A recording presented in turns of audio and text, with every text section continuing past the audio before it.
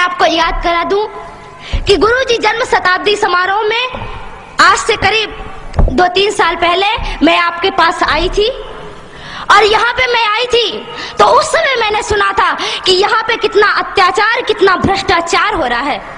इस देश में हमने जिसको रहने की शरण दी, हमारा भारत इतना महान कि कहता है सभी को कि आओ हमारे पास रुको, सभी को आसरा दिया, सभी को शरण दी, पर यहाँ के लोग ही जिनको हम शरण देते हैं वही हमारे साथ गद्दारी करते हैं। क्यों? क्योंकि हिंदू सीधा साधा और सरल है। हमारे देश में इतना अत्याचार और इतना भ्रष्टाचार फैला हुआ है, किसके कारण? केवल हम लोगों की शांति के कारण। अभी आपने सुना होगा बहुत से लोगों से कि कहते हैं कि आजकल कहते ना लोग कि शांति का अब जमाना नहीं रहा कि माला लेकर बैठ जाओ बस शांति हो गई। आपने गाना सुना होगा, मुझे माफ करिएगा जो इस गाने के अनुयायी होंगे, एक गाना बजता है कि दे दी हमें आजादी बिना खड़ग बिना ढाल, साबरमती के संत तूने कर दिया कमाल।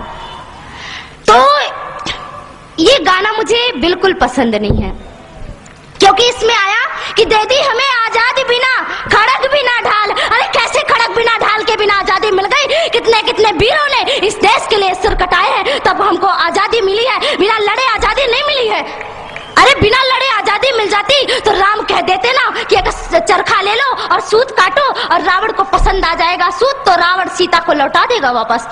क्यों नहीं राम ने चरखा पकड़ा दिया सबको? तो केवल चरखा पकड़ने से और सूत काटने से आजादी नहीं मिलती, और शांति का भाषण देने से आजादी नहीं मिलती। राम ने अपने प्रत्यंचा पर, अपनी धनुष पर तीर चढ़ाया और रावण के संग वध किया, तब माता सीता वापस आई। हिंदुओं, आप राम बनो और अपने धनुष को तैयार कर लो, और तभी इस देश से आतंक नष्ट विनष्ट होगा। आप सभी लोग तैयार हो जाइए। और मैं आपको एक बात कह दूं कि आज आप सभी लोगों को तैयार होना है।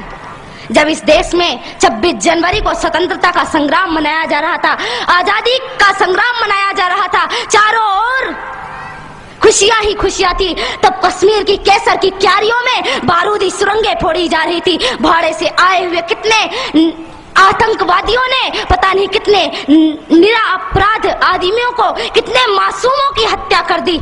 तो वहां पर किसी नेता ने आंसू नहीं बहाए, पर बाबरी का ढांचा गिर जाने पर रोने वाले नेता छाती पीट पीट कर रोते थे। ऐसे छाती पीट रहे थे जैसे रावण के मरने पे मंदोदरी ने भी अपनी छाती नहीं पीटी होगी। इन देश के नेताओं को देखो, ये कुत्ते हैं और ये टुकड़ों के बल पर पल रहे हैं। और मैं आपको सावधान कर दूं कि इस देश की नेता से और इस देश के कानून से सावधान रहना, क्योंकि ना तो ये हमारी रक्षा करेगा बल्कि आपको नींद की गोली दे करके और सुलाएगा कि जितना आप सोओगे उतना इसको कुर्सी में बैठने के लिए मिलेगा। इस देश के नेता कली बेच देंगे, चमन बेच देंगे, धरा बेच देंगे, गगन बेच देंगे। अगर तुम यूं ही सोए रहे राष्ट्रभक्तों तो ये बांट के भिखारी सारा वतन बेच देंगे, नीलाम कर देंगे मेरे देश को। इसलिए इस देश को नीलाम नहीं करना है, आप सभी लोगों को तैयार होना है, मुट्ठी बांध करके कहना है कि भारत देश हमारा है, हमारा था और हमारा ही रहेगा। और इस भारत देश पर किसी ने आंख उठा के देखी तो उसकी आंखें नोच ली जाएंगी, उसकी आंखों को नोच करके गिद्धों के सामने फेंक दी जाएगी। इसलिए आप सभी लोगों को तैयार होना होगा। आज मैं आपको बता दूं कि इस देश में क्या हो रहा है। आज भी आप जाइए कश्मीर में तो वहां किसी हिंदुओं को चैन से जीना नहीं मिलता। कश्मीर में कश्मीर के लोगों को मार मार कर भगाते हैं। लोग घायल अवस्था में जम्मू के और दिल्ली के फुटपाथों पर लेटे हुए हैं। हमारा नेता कभी भी ये पूछने नहीं आया कि तुम्हें क्या तकलीफ है, तुम्हें क्या परेशानी है। कोई भी वहां पे पूछने के लिए नहीं जाता। पर मैं आपसे कहती हूँ कि आप तो हिंदू हैं, एक हिंदू दूसरे हिंदू की पीड़ा समझ सकता है। मैं आप लोगों से कहना चाहती हूँ कि अब आतंक का नष्ट होना चाहिए। इस देश से आतंक का नष्ट तभी होगा जब आप सभी लोग तैयार होंगे, आप सभी लोग खड़े होंगे। क्यों?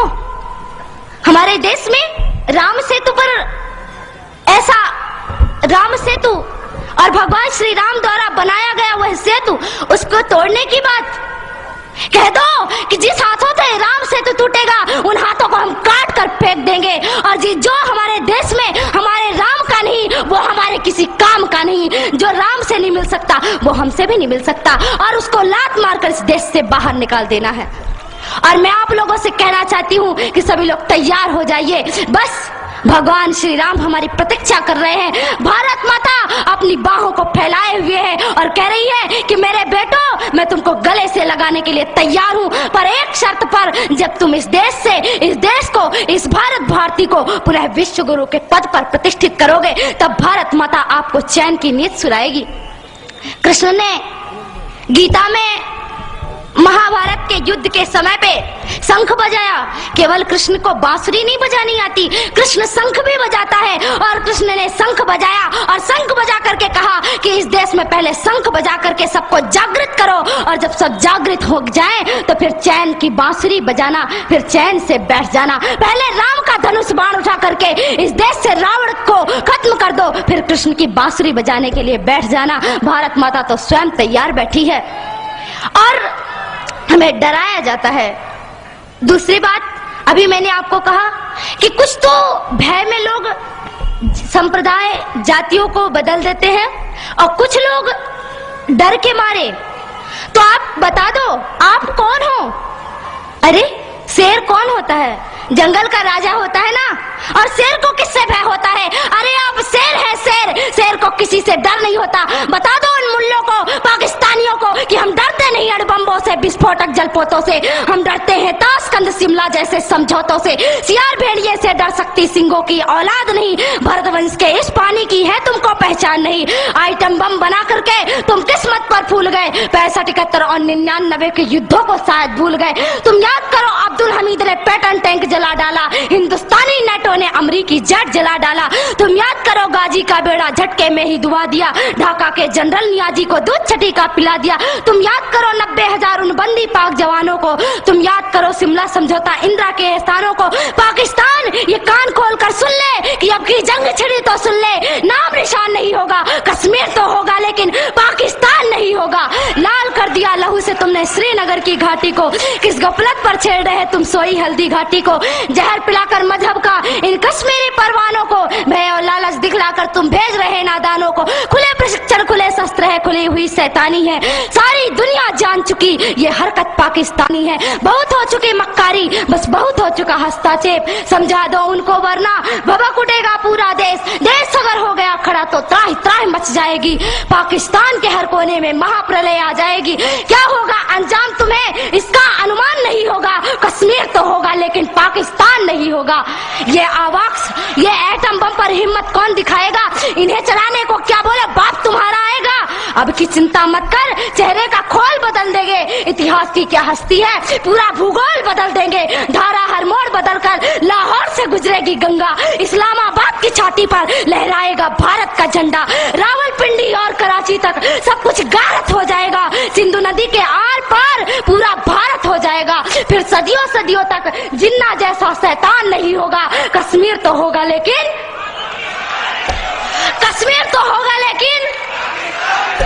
अगर आप ऐसा ही बोलते हैं तो एक दिन मैं सच कहती हूँ कि पाकिस्तान का नामो निशान नहीं रहेगा। इसलिए मेरे देश के बंधुओं, मेरे देश के भाइयों, खड़े हो जाइए। अब खड़े होने का वक्त है। अरे क्या भूल गए कि आपके छिंदवाड़ा पे माता जगदम्बा के ऊपर मांस के टुकड़े फेंके गए और आप चुपचाप बैठे रहे? आपको चुप नहीं बैठना है, आपको तो उनसे टक्कर लेना है कि अरे तुम अगर मुझे ईंट से, तुम अगर पत्थर से मारोगे तो तुम्हारा जवाब मैं लोहे से दूंगा। और हम लोहे हैं, सिंहों की औलाद किसी से डरती नहीं है। इसलिए आज आपको खड़े होने का समय है। इस देश में कानून बनाया गया। कहते हैं कि राम मंदिर का मामला अभी तक नहीं सुलझा। राम जी का मंदिर क्यों नहीं बन रहा है? क्यों नहीं बन रहा है प्रभु श्री राम जी का मंदिर? कुछ समय पहले की बात थी, कहा गया कि कोर्ट जो निर्णय करेगी वही होगा। अरे मैं आपसे पूछती हूँ कि क्या राम मंदिर और राम सेतु का निर्णय कोर्ट करेगी, अदालत करेगी, या हमारे देश के हिंदुओं की श्रद्धा या कि विश्वास निर्णय करेगा? आप बताइए क्या निर्णय करेगा? आपका विश्वास निर्णय करेगा तो आप अपने विश्वास से निर्णय करिए। अरे इन नेताओं को और और इन पुलिस वालों को छोड़ दीजिए। आप अपने से जाइए और एक एक ईंट लेकर, अगर हिंदुस्तान का एक एक आदमी एक एक ईंट लेकर गया तो मैं कहती हूँ कि राघवेंद्र सरकार का मंदिर कोई और नहीं बल्कि आप बनाएंगे, और केवल आपको केवल जाने की आवश्यकता है। प्रभु श्री राम का मंदिर आप बनाइए।